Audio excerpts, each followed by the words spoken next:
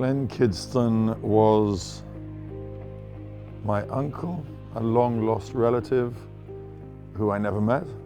He died 36 years before I was born, but somebody whose life story I discovered much later when I was in my late teens, and who I wanted to know more about. His short but colorful life.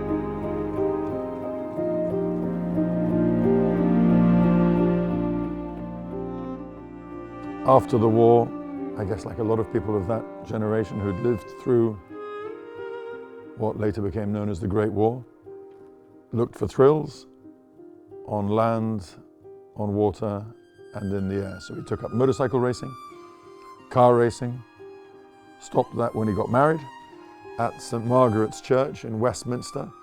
His bride was Nancy Soames, described as a society beauty. And there were lots of press, and miraculously we still have in the family the cine-reel news footage of the wedding. And there's a guard of honor, all in formal naval attire, lots of well-wishers, lots of press, and the Hispano-Suiza that pulls up outside, I think driven by a chauffeur. Glenn helps his bride in, which is no mean feat. As we've discovered, that's not the most spacious car in the back. And off they drive, presumably to the reception in this rather sporty and not very formal wedding car.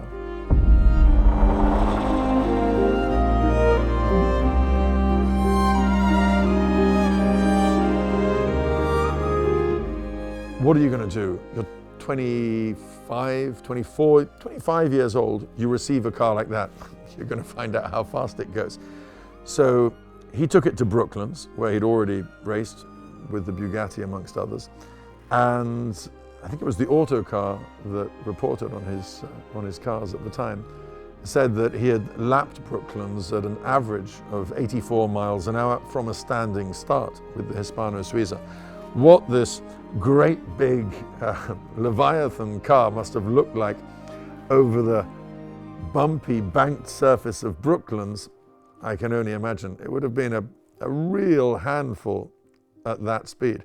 I did say to Jonathan Wood during the restoration, remember, this car has to do 84 miles an hour from a standing start. There's another challenge.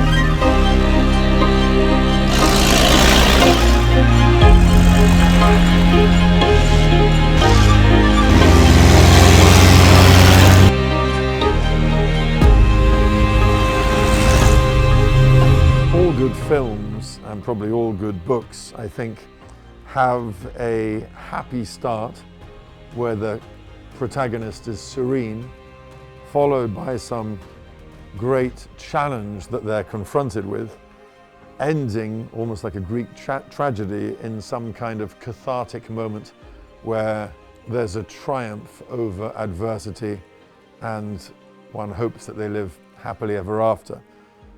The same is true in the life of this car. It was a young man's pride and joy in the flush of youth, gleaming, used for trips all over the UK. And of course, all good things come to an end. His wife banned him from racing. It's me or racing, I think she said. Sadly, that marriage I don't think was a particularly long-lasting one.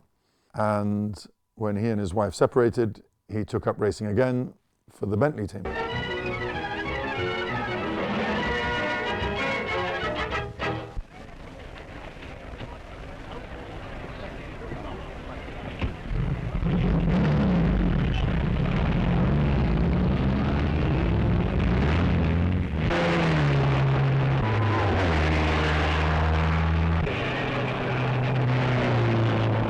Well, babe, you're making a habit of this. The third time you've done it in succession. Yes, third time they say is always lucky. Well, the average this year was better than it was last year. And up to the time the Mercedes packed up, we'd averaged over 80 miles an hour. Have you really now? Yes. But then, of course, we headed all our own way and cut down. And I think the average only just works out at about 75. And, Well, there was no need to go any faster. Nobody to beat. well, we had nobody to beat but ourselves. So that was the best way of taking it, was just touring. Is that right, Jen? That's right, baby. All right. So the Bentley Boys in popular culture represent this spirit of daring do, this boy's own type of hero, and they caught the popular imagination. Legend has it, and who knows, maybe it is just legend, that a certain corner of Grosvenor Square where they all lived was known to London taxi drivers as Bentley Corner. Hello? Yes? Yes, I'm looking for Glenn Kidston. No, there is no Glenn Kidston. He forgot his hat. I'm sorry, he left long ago.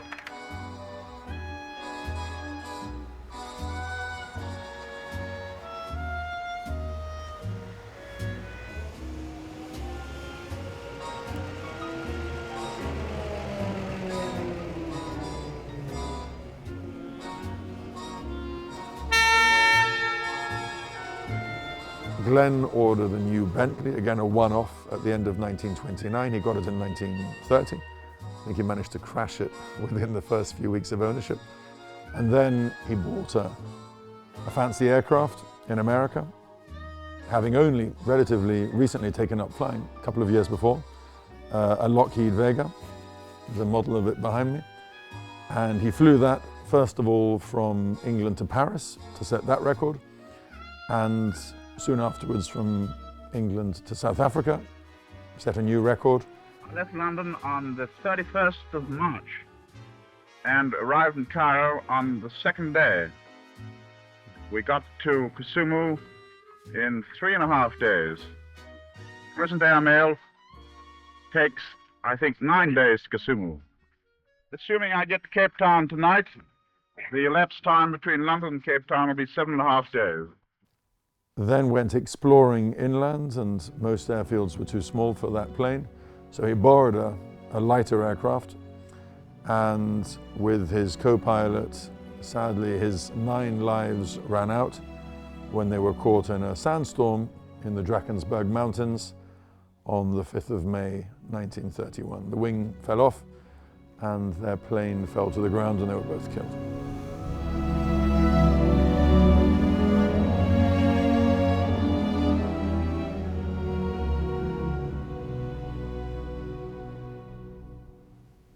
What happened to it in the 1930s? We don't know.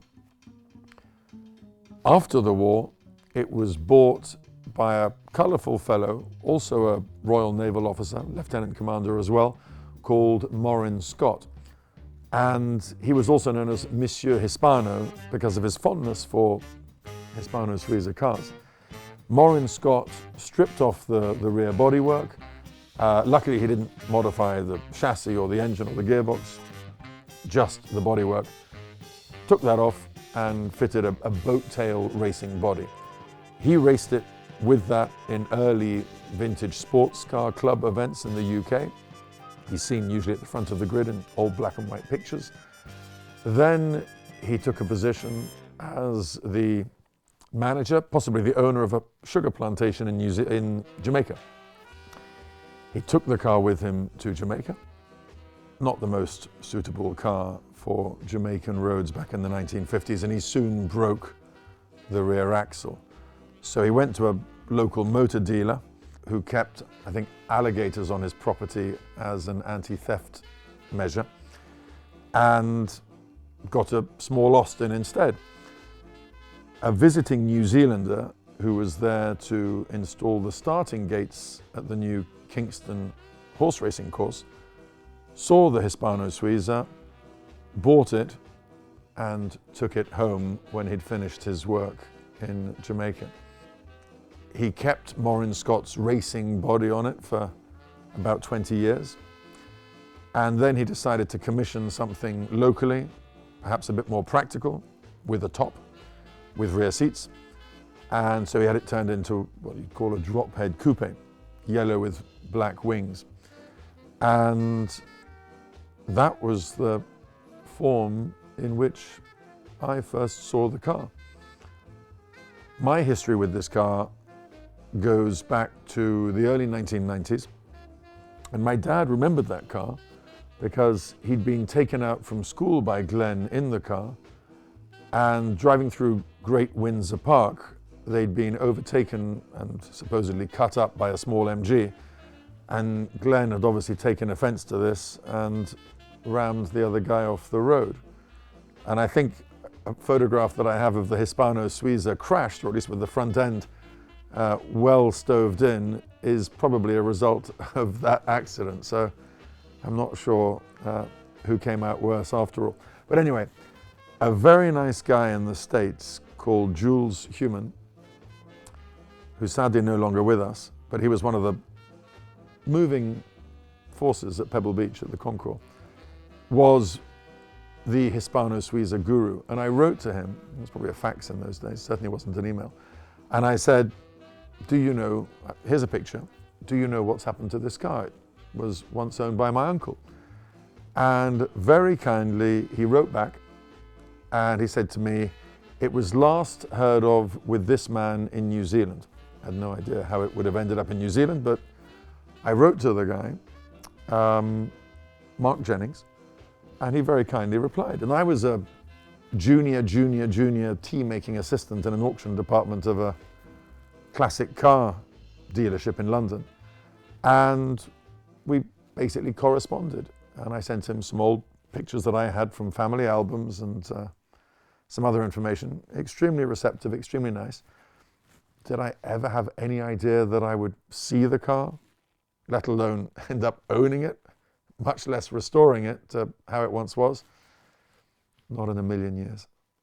And then in about 2015, his family reached out to say that sadly he'd passed away on the farm, and at some stage the Hispano Suiza might be sold.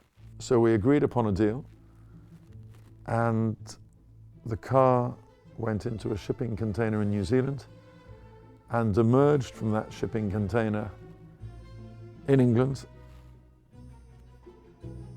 more than half a century after it had left. It's good to see it back again. And then I thought to myself, what have I done? What am I going to do with this thing?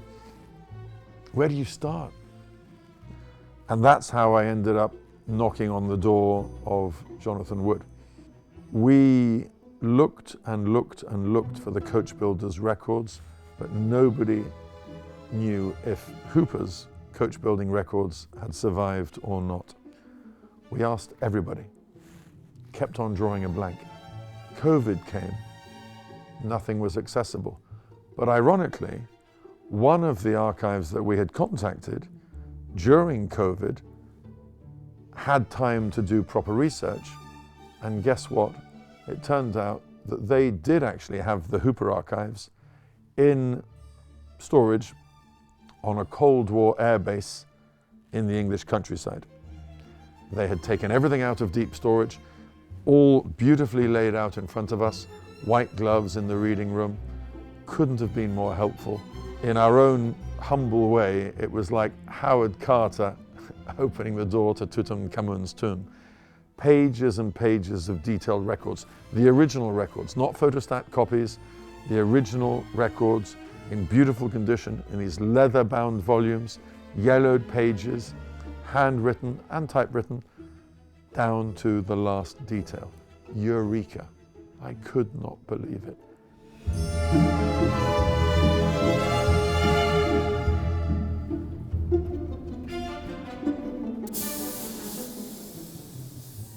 Chris Wood, CW Coachworks, another young guy, also up in Essex, he found the exact formula for the paint. Cellulose.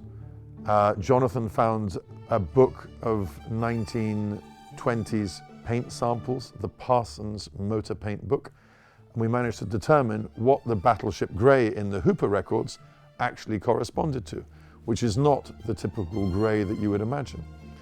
So many people helped with this restoration, so many pieces of the jigsaw came together right up until the very, very last minute. You should never restore something thinking of its value. If you do that, you're going to restore it down to a price, and whatever you spend, you'll be unhappy because it'll be too much, but you'll also be unhappy with the result.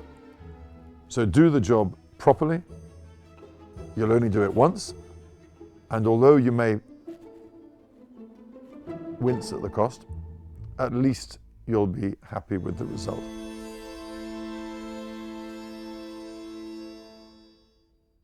Any luxury car at the time could be almost infinitely customized to your pocketbook and your imagination. Those were really the only two limits. And he certainly went overboard with the specification of the Hispano Suiza. He chose a London coach builder, Hooper & Co., who were based in the center of town, who were the official and preferred coach builders of His Majesty the King.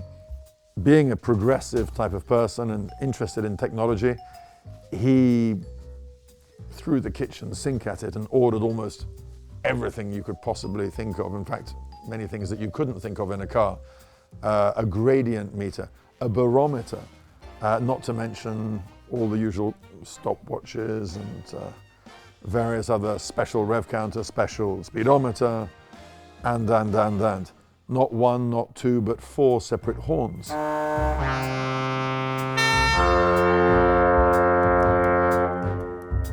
You've got a very sophisticated lighting system under the dashboard for running repairs. You've got comprehensive tool boxes, fitted toolboxes on each side of the car.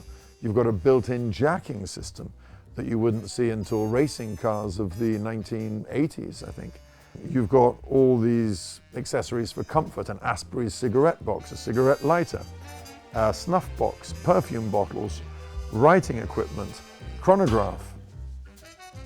I don't think many houses of the day would have been as well equipped, and they certainly didn't cost as much.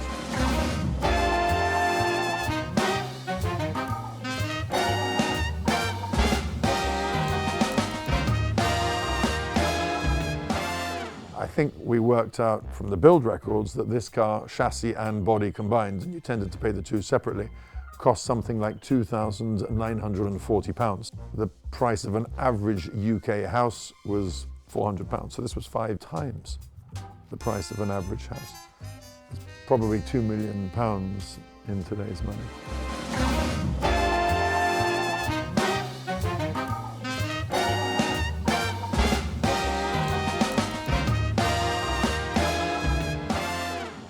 I mean, cars are about stories. They're not about metal, wood, carbon fiber. They're about human stories. The people who designed them, made them, ordered them, drove them, raced them perhaps, and then in later life restored them, kept them going, ensured their survival. An English magazine published a story on the Hispano Suiza, and a guy wrote in to say, I know that car. I never knew it looked like that originally. When I knew it, it was a racing car.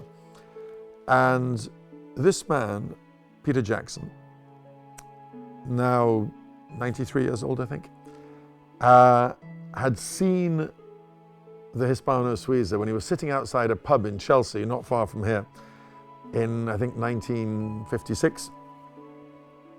With friends, enjoying a beer in the summer, and this great big car roars past, and he says to his friends, wow, did you see that? That was a Hispano Suiza. I thought it was interesting that a car that was then 30 years old still turned heads, still made an impression. And I guess he thought no more of it until he was a young man in the army. He was posted to Jamaica, and he's sitting outside a hotel. Myrtle Bank Hotel in Kingston, which sadly is no longer with us either, because it went up in flames shortly afterwards. And anyway, parked outside was this very same magnificent car. So we put a little note on the steering column saying, last time we saw you was in London, it would be nice to meet up. To me, an old car is like a time machine. It should take you back to a place. It should put you in the driver's seat as the first owner experienced it.